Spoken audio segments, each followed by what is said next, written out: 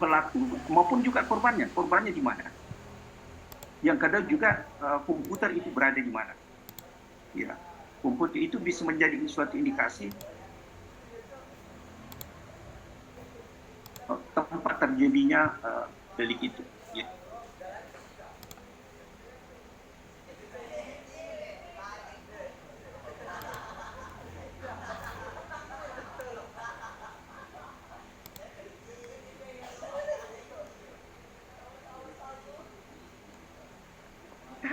Kayaknya Prof. Heri lagi jaringannya lagi kurang baik ini. Ya. Tetapi memungkinkan untuk melakukan uh, penentuan lokus delikti atau tempat kajian delik itu secara konsisten ya. Karena memang secara teoretik teori yang saya sampaikan tadi, teori perbuatan material, teori alat dan teori akibat itu memang tidak ada yang mutlak harus dilakukan, tentunya harus dilihat secara konsisten. Nah, saya kira itu sebagai suatu pengantar diskusi dari saya. Tentunya saya harapkan bahwa ada feedback atau ada tanggapan-tanggapan dari audiens untuk kita lebih mengembangkan hal-hal yang berkaitan dengan tindak pidana atau perkembangan hukum pidana di era digital. Saya kira itu yang saya sampaikan, saya kembalikan kepada moderator. Assalamualaikum warahmatullahi wabarakatuh. Waalaikumsalam warahmatullahi wabarakatuh. Terima kasih Prof. Wah, materinya sangat menambah wawasan ya. Tapi untuk teman-teman yang ingin Ibu tahu sama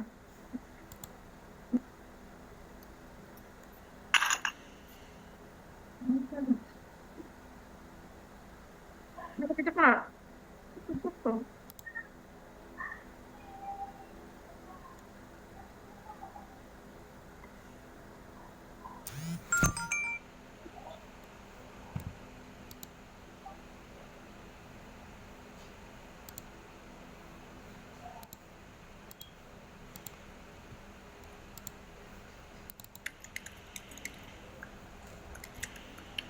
Iya, tapi Ibu sudah ter-share screen materinya.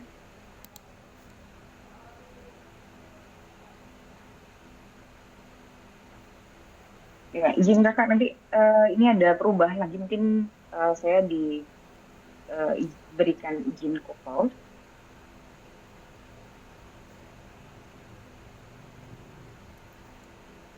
Coba alihkan fokusnya deh. Sebentar.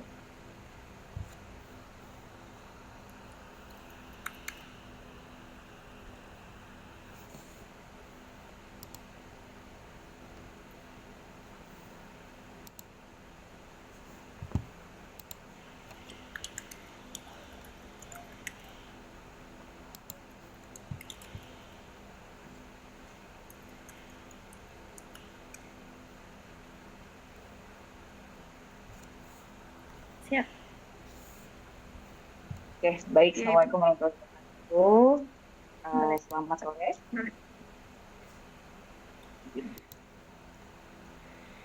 Ya, memang kalau kita berbicara judi online, ya kan, ini kayaknya temanya yang diambil oleh teman-teman yang ada di Universitas Negeri Makassar ini sudah happening sekali. Terima kasih kepada Ibu Dokter Aririn yang bersama dengan Prof. Heri dan juga teman-teman di kelompok KKN ya, dan teman-teman dari Polda Sulawesi Selatan. Ya, salam hangat ya kan, memang di sini lagi hangat ini di Lamongan ini 39 derajat. Ya, mengenai tentang judi online sendiri, kita sudah mendengar cukup banyak paparan dari Prof. Heri tentang bagaimana sangat luasnya dampak atau efek dari judi online itu sendiri, karena perjudian itu laten, sedangkan yang dinamakan online itu tidak terbatas. Coba bayangkan suatu kejahatan laten yang tidak terbatas locus delicti. Ya.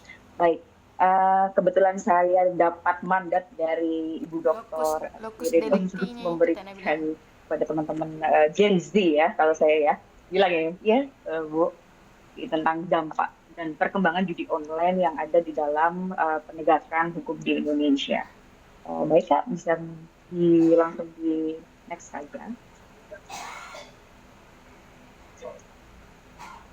Oh iya, ini langsung bisa share screen ya ini? Iya, udah bisa, Bu. Oh ya, begini ya.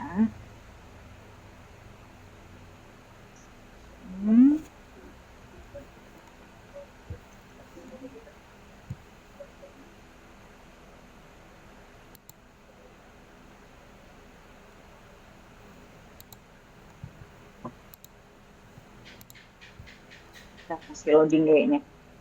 Nah, untuk mengenai apa judi online itu sendiri, jadi sebenarnya tindak pidana perjudian itu sudah diatur di dalam undang-undang dasar pidana kita ya, jauh sebelum ada aturan khusus mengenai perjudian online nantinya ini. Ya. Jadi memang di hukum pidana itu sudah mengatur tentang apa itu perjudian. Mengenai lokusnya yang berada di dalam dunia mayantara atau cyber sendiri, terfokus di dalam undang-undang ITE mengenai perjudian, khusus pasal perjudian online itu memang masih belum ada. Namun di dalam KUHP yang baru ada penambahan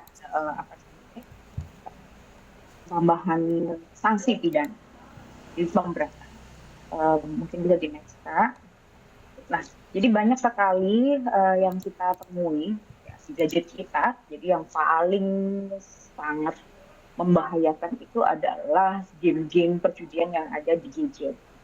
Ya, kan? Kalau mungkin di zaman dahulu itu kenapa tindak pidana perjudian itu masih belum laten, ya, belum masif dampaknya. Itu dikarenakan tools-nya atau mungkin caranya di dalam modus operandi kejahatannya ini masih terbatas dalam konvensional.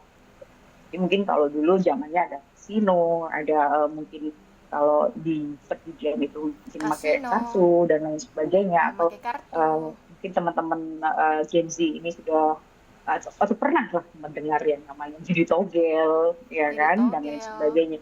Jadi sebenarnya tindak pidana perjudian itu bukan sesuatu hal yang baru yang terjadi di sistem di dunia kejahatan kita. Nah, kenapa sekarang semakin masif? Karena modus operandinya berpindah dari konvensional menuju ke cyber atau ke online ini. Jadi accessibility-nya semakin sangat mudah sekali. Bahkan sebelum masuk ke dalam aplikasi ya, atau modus mobile Java ya, di dalam games yang ada di gadget handphone. Jadi game yang dibentuk atau tindak pidana perjudian yang dibentuk seperti game itu sudah ada di dalam program-program yang ada di internet. Jadi mengaksesnya itu menggunakan PC atau komputer dan lain sebagainya. Jadi sebenarnya hal ini ya, kalau kita bilang sesuatu yang baru tidak, tapi sesuatu yang baru saja dampaknya menjadi masif, itu bisa saya katakan iya. Karena apa? Karena ledakan accessibility-nya yang sangat mudah itu yang menjadikan tindak pidana kejahatan judi ini. Jadi dunia maya ini perlu diwaspadai. Khususnya adalah teman-teman yang usia, saya bilang usia saja ya. Jadi kita tidak membatasi pelaku-pelaku atau mungkin siapa saja yang terkena judi online ini, tapi mungkin yang paling banyak adalah yang berada dalam fase remaja. Kenapa begitu? Nah, ini bisa minta di next Kak. Atau mungkin next aja nggak apa-apa, jadi mengikuti ya. Kalau nggak ini bisa 6 SKS nih Prof.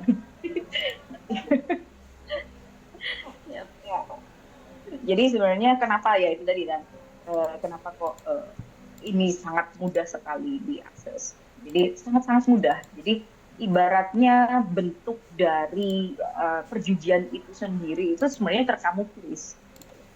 Sebenarnya bentuk dari perjudian itu yang tadinya itu berupa game biasa, ya. Game analog biasa, game simbol biasa dan lain sebagainya, itu berubah jadi perjudian dikarenakan ada sistem bit atau sistem taruhan. Lah, itulah yang menjadikan ibaratnya judi online yang ada di handphone itu pengunggahnya atau ibaratnya penggunanya itu sangat banyak sekali di usia-usia yang sangat muda. Kita tahu sendiri ya, kakak-kakak ini sekarang handphonenya kalau nggak satu ya 4 ya. Dan di setiap device itu bisa diinstal setiap game atau mungkin bisa saja satu device itu ada beberapa aplikasi-aplikasi judi online. Nah, mungkin di next Kak, bisa di next sampai resiko. Kalau populer ya kita sudah bisa mengerti ya, karena memang sangat mudah sekali, ibaratnya ditekan itu sudah auto play sendiri dan nanti pun akan memberikan hasil, dan hasil itulah yang nanti akan menjadi penyebab kenapa judi online yang khususnya slot ini menjadi satu-satunya, saya bilang satu-satunya. Jadi macamnya judi online yang ada di aplikasi itu banyak, tapi yang paling populer dan yang paling masif dampaknya di dalam society itu adalah slot. Karena apa? Karena dari data game itu di-download itu banyak sekali di Indonesia. Jadi mungkin kakak bisa langsung di di transaksi judi online, Kak. Slide ke-8, izin. Nah, kalau resikonya kita sudah tahu sendiri ya, yang pasti kecanduan. Jadi buka handphone di mana saja dan lain sebagainya. Kalau mungkin buka handphone itu masih kita kategorikan adalah milk. Tapi kalau sudah di situ ada bid ya, di situ ada taruhan dan lain sebagainya, itulah yang nanti akan menjadi bumerang ke kita sendiri yang tadinya iseng-iseng ya, yang tadinya itu adalah ibaratnya bermain ya kan, karena itu dibentuk dalam bentuk game. Jadi bukan dalam bentuk benar-benar itu adalah sebuah push perjudian, tidak, tapi itu benar-benar dibentuk secara layering itu menjadi sebuah game. Layering. Secara tidak langsung, kenapa kok usia Gen Z sampai mungkin anak-anak SD ya, adik-adik itu terjerat judi online ini ya, karena saking mudahnya dimainkan. Tanpa kita sadari dan tanpa mereka sadari, mereka sudah menjadi pelaku perjudian online.